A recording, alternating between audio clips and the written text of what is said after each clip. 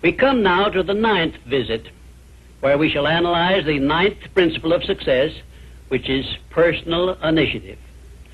Personal initiative is the dynamo which starts the faculty of imagination into action, in the process of translating one's definite major purpose into its physical or financial equivalent.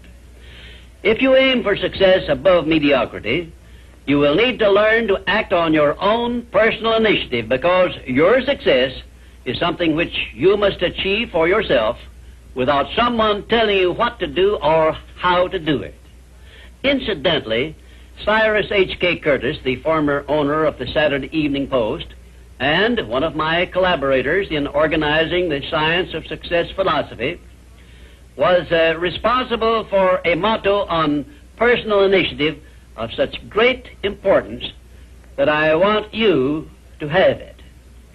Said he, "There are two kinds of men who never amount to much: those who cannot do as they are told, and those who can do nothing else."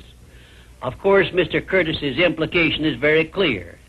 He implied that those who amount to something worthwhile in life are those who move on their own personal initiative without being told what to do or why they should do it.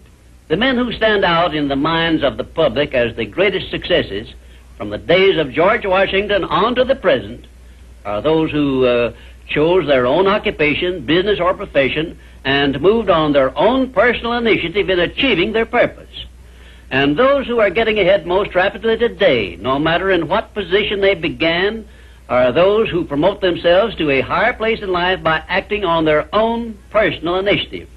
The habit of personal initiative not only inspires one to move on his own responsibility, but it also influences him to carry through until he completes that which he undertakes in a manner pleasing to all concerned, because he knows that a winner never quits and a quitter never wins.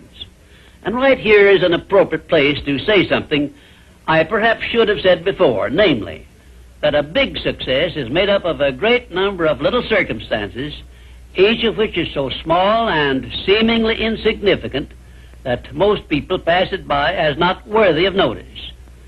Some may think, for example, that the habit of personal initiative is unimportant, but we have only to take a look at the record of some of our greatest successes to recognize that personal initiative was an important factor without which they never would have achieved success.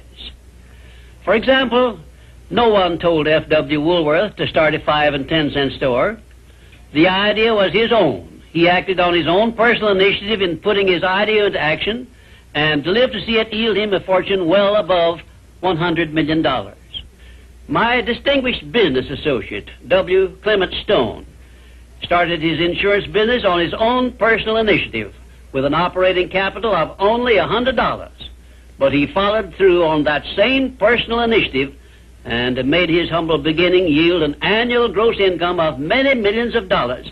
And it was that same habit of acting on his own personal initiative, of doing the thing he wanted to do, which inspired Mr. Stone to join forces with me in taking the Science of Success philosophy to millions of people throughout the world, an undertaking which it is believed may help more people to find their places in the world than has any other influence during the past 100 years. The habit of personal initiative was the chief trait which helped Henry J. Kaiser to build a great industrial empire and raise himself to a high position in the industrial world. It was this trait of personal initiative which inspired Mr. Kaiser to pile up such an enormous record in the building of ships during World War II, despite the fact that he had never built ships before. One day when I was lecturing to one of my classes, I mentioned Henry J. Kaiser's wonderful record in building ships more cheaply and quickly than experienced shipbuilders had been able to do, when one of my students spoke up and said, Mr. Kaiser's having been a friend of Jesse Jones of the Federal Reserve Bank did not hurt his chances of success any, did it? Well, for a moment it looked as if that question had placed me on a spot. But I soon recovered my composure and came back with this reply: no, his knowing Mr. Jones did not hurt his chances, but think of the thousands of industrialists, many of whom may also have known Mr. Jones, but did not use their personal initiative in getting his financial help. Personal initiative is one quality which inspires one to form friendships and to make contacts with people who can be of aid to them in times of need. It was my personal initiative which influenced Andrew Carnegie to give me an opportunity to organize the Science of Success philosophy. I now wish to give you an outline of the more important attributes of the person who has sufficient personal initiative to give him leadership in his chosen occupation. 1. First of all, the person who follows the habit of personal initiative has a definite major purpose in life and a plan for its attainment. 2. And a mastermind alliance with those whose help is essential in achieving his major purpose. 3. He has the necessary persistence and the will to win to carry him along when the going is hard and he meets with obstacles. 4.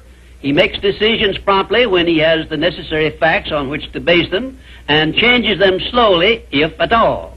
5. He follows the habit of doing more than he is paid for, and he does so in a pleasing, positive mental attitude.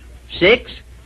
He accepts full responsibility for everything he undertakes and never passes the buck when things go wrong. 7. He can take friendly criticism without resentment because he has learned to profit by it. 8.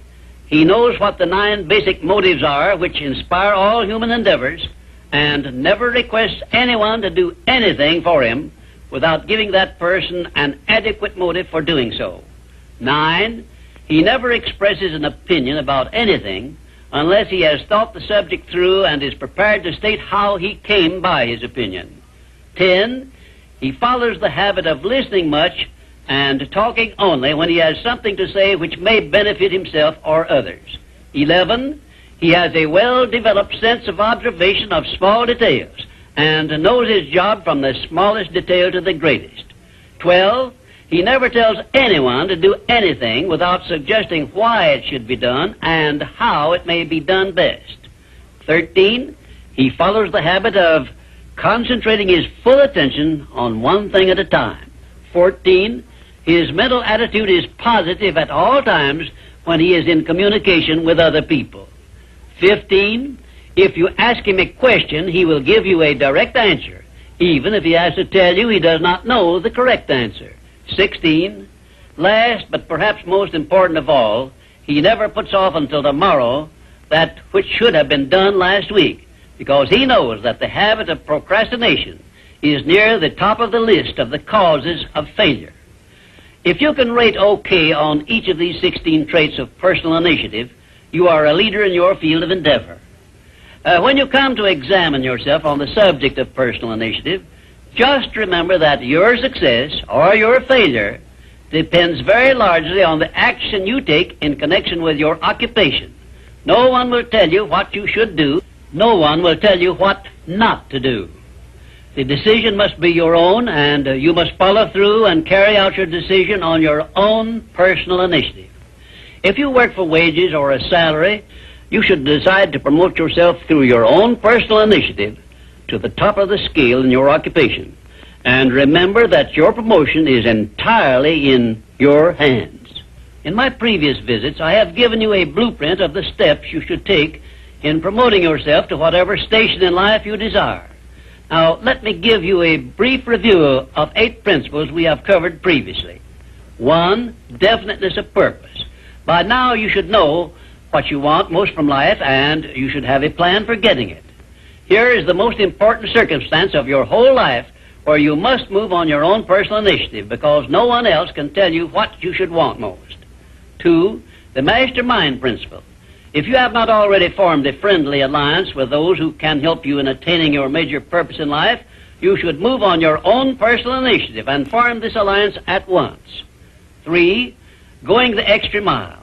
This is a must if your major purpose is anything above mediocrity. 4. Applied faith.